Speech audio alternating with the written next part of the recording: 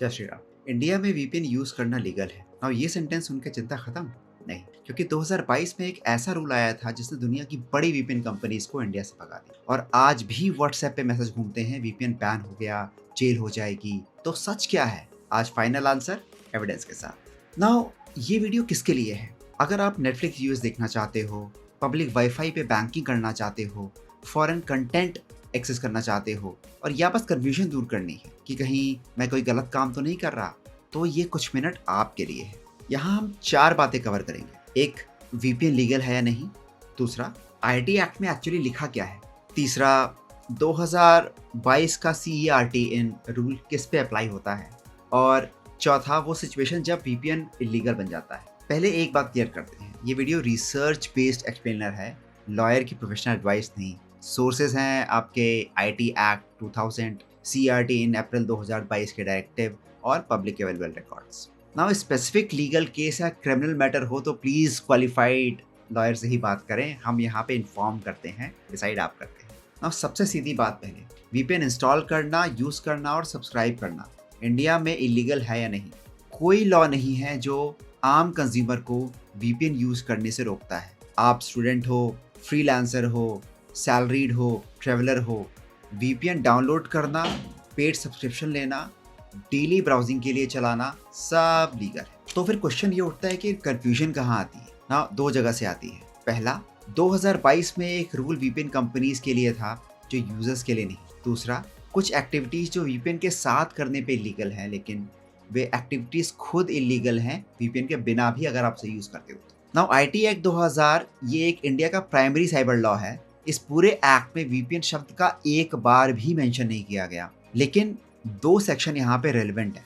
Now पहला है section 69, जो गवर्नमेंट को पावर देता है कि कुछ सर्टेन कंडीशंस में इंटरसेप्शन, मॉनिटरिंग या डिक्रिप्शन का ऑर्डर देने की, कुछ सर्टेन कंडीशंस में, जैसे इंटरसेप्शन, मॉनिटरिंग या डिक्रिप्शन का ऑर्डर देने की। Now national security, sovereignty, public order, ये ग्राउंड्स हैं जिसके ऊपर ये लोग ये ऑर्डर दे सकते हैं। तो अगर ऐसा होता है, ये वीपीएन स्पेसिफिक नहीं है, लेकिन वीपीएन एन्क्रिप्टेड ट्रैफिक अगर लीगल इंटरसेप्शन ऑर्डर के अंडर आता है तो प्रोवाइडर को कॉपरेट करना पड़ता है। Now section 66 to 66F cyber offences cover करते हैं। Hacking, identity theft, cheating by impersonation, cyber terrorism. अगर ये काम वीपीएन यूज करके किया तो क्राइम वीपीएन नहीं है, क्राइम वो एक्ट। वीपीएन तो बस एक टूल था। सेक्शन 69 जो कवर करता है वो VPN providers under intermediary definition करता है। लॉ क्लियर है, वीपीएन टूल लीगल है, गलत काम करने पे पनिश व्यक्ति होता है, टूल नहीं। सर्टेन, ये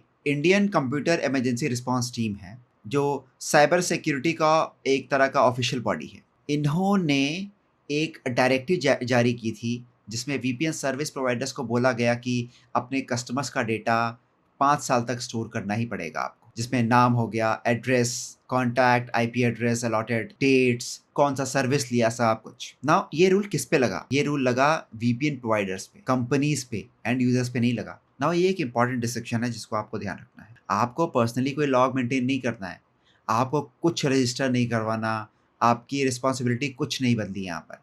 लेकिन वीपीएन कंपनीज का पूरा बिजनेस मॉडल नो लॉक्स पे चलता है, जो उनका एक इंपॉर्टेंट केपीआई है जिसके ऊपर ये अपना इंटरनेट बेचते हैं। तो वीपीएन कंपनीज से इंडिया से फिजिकल सर्वर्स हटा ही दिए पूरी तरह से, और आज भी मोस्ट प्रोवाइडर इंडिया के लिए वर्चुअल सर्वर्स यूज़ करते हैं। मैं खुद यूज़ करता हूँ।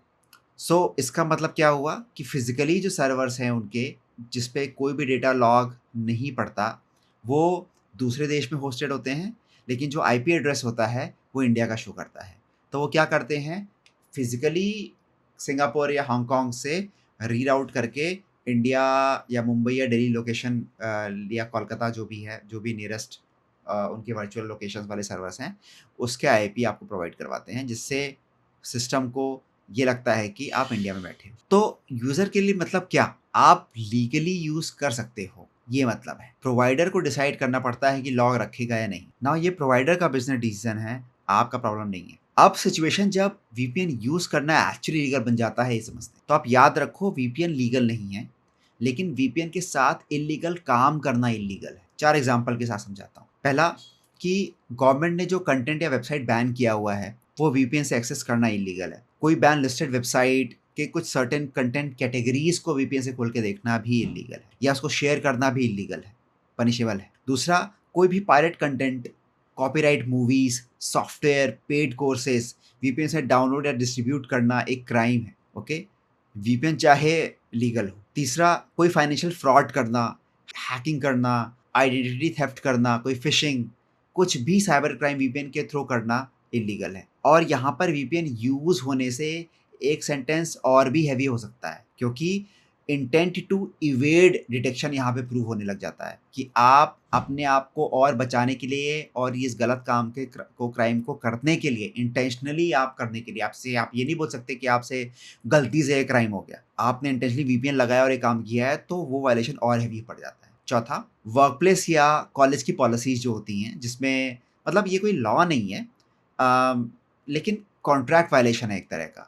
जैसे कि अगर आप ऑफिस नेटवर्क पे कोई स्पेसिफिक वीपीएन फॉरबिड हो, स्कूल वाईफाई पे ब्लॉक्ड हो, तो अगर आप फिर भी यूज़ करते हो तो डिसिप्लिनरी एक्शंस हो सकते हैं, आपकी जॉब जा सकती है, आपको स्कूल से निकाल सकते हैं, एडमिशन कैंसिल हो सकता है, एसेट्रा एसेट्रा। ओके, तो ये सब इश्यूज हो सकते हैं। तो ये रहे वो 4 रूल्स। नाउ बस आप एक काम करो, सिंपल रूल याद रखो कि वीपीएन से वो काम करो जो वीपीएन के बिना भी लीगल हो सकता है। नाउ मैं आपको 4 मिथ बताता हूँ जो व्हाट्सएप पे यूजुअली घूमते हैं, जो इंटरनेट पे घूमते हैं, और ये भी बताता हूँ कि सच क्या है। मिथ नंबर 1, वीपीएन बैन हो गया इंडिया में। नाउ सच ये है कि वीपीएन यूज बैन नहीं हुआ, सर्टेन की कुछ यानी सीईआरटी का कुछ रूल्स प्रोवाइडर के लिए आया है। दूसरा मिथ, वीपीएन यूज करने पर कोई अरेस्ट हो सकता है। भाई ऐसा बिल्कुल नहीं है। आम कंज्यूमर तो सिर्फ वीपीएन यूज करने के लिए कोई अरेस्ट का प्रेसिडेंट नहीं है भाई। एक्टिविटी मैटर करती है, जो आप काम करते हो, वो टूल मैटर नहीं करता। तीसरा, फ्री वीपीएन इलीगल है। बिल्कुल गलत। फ्री वीपीएन बिल्कुल लीगल है, लेकिन वीपीएन सेफ है या नहीं, इस पे कोई अलग वीडियो बना सकते हैं। मे बी आप कह सकते हो कि मैं कुछ जल्दी वीडियो लेके आता हूँ इसके। चौथा मिथ कि इंडियन सर्वर्स बैन हो गए, मतलब वीपीएन यूजलेस है। ऐसा बिल्कुल नहीं है। वर्चुअल सर्वर्स अभी भी काम करते हैं इंडिया में, बहुत अच्छी तरह से काम करते हैं, आपको अच्छा बैंडविड्थ देते हैं, जिस पे आप स्ट्रीमिंग, ब्राउजिंग, प्राइवेसी सब कुछ कर सकते हो, सब फंक्शनल है। बस फिजिकल जो सर्वर्स है वो इंडिया में प्रेजेंस नहीं है, उनका कोई भी प्रेजेंस नहीं है इस समय। और I think, I would not से कि मोस्ट प्रोवाइडर्स, बट मैं बोलूँगा कि आई थिंक सारे प्रोवाइडर्स ने ही यहाँ से हटा दिया है। तो अब इस बात का फाइनल वर्डिक्ट क्या है कि इंडिया में वीपीएन यूज़ करना बिल्कुल लीगल है। आप इंस्टॉल करो, सब्सक्राइब करो, डेली यूज़ करो, पैसे पे करो, कोई लॉ नहीं तोड़ रहे हो आप। बस एक लाइन याद रखो, वीपीएन से वो काम मत करो जो वीपीएन के बिना भी इलीगल है, जैसे pirated content, band website, fraud, hacking, फलाना फलाना। ये सब वीपीएन के साथ भी इलीगल ही रहेगा, उसके बिना तो इलीगल है ही। सो 2022 का जो सीईआरटी इन रूल जो आया था, वो यूजर्स पे नहीं था, वो वीपीएन प्रोवाइडर्स के लिए था।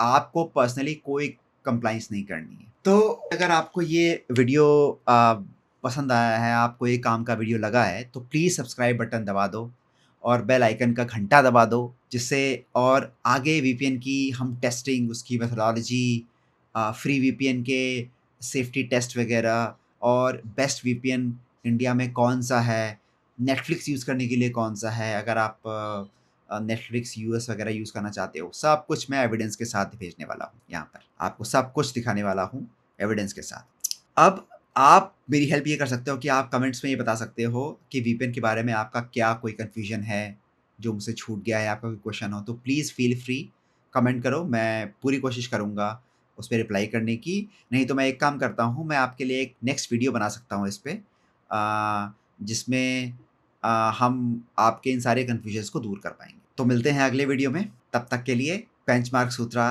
को बाय बाय बोलते हैं। तो तब तक के लिए compare smarter, buy better. Signing off, benchmark सूत्रा।